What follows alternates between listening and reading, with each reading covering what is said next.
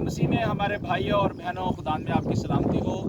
खुदावंद आपको बरकत दे। मैं इस वक्त अंदरूने सिंध में हूँ और इस वक्त खुदा के दो खादिम हैं मेरे साथ।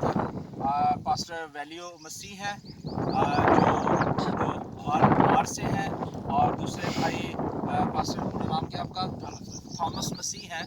और ये है हमारे पास हम आए हैं मीरपुर ख़ास से आगे है, खेपरों का इलाका है, तो वहाँ आए हैं। तो यहाँ एक छोटा सा जजीरा हमें नज़र आ रहा है, तो आप ज़रा देखें वहाँ से, ज़रा कैमरा करने वो सामने से।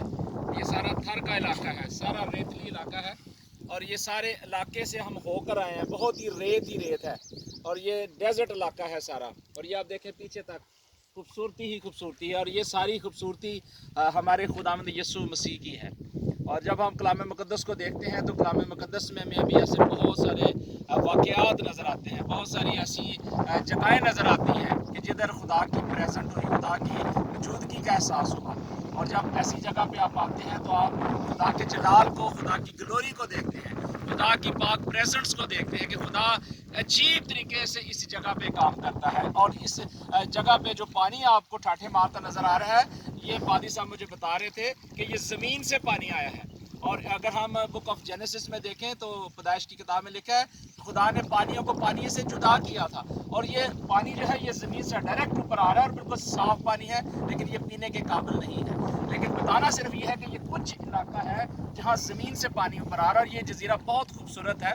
और अगर आप आना चाहें तो आप ज़रूर इस इलाके में आएँ। और जब हम वहाँ से आए हैं तो रास्ते में बहुत सारी रेत थी, और मोटर बाइक्स जो थी वो कंट्रोल नहीं हो रही थी, और काफ़ी तवील रास्ता तय करके हम इस जगह पे आए हैं। और हम खुदावंद का शुक्र करते हैं, खुदा के खादमों के लिए भी शुक्र अदा करते हैं, और हम खुदावंद का शुक्र करते हैं कि उसने हमें ये मौका दिया ताकि हम इकट्ठे होकर आज इस जगह पर आएँ और खुदा की प्रेजेंस को देख सकें। So thank you very much, God bless you.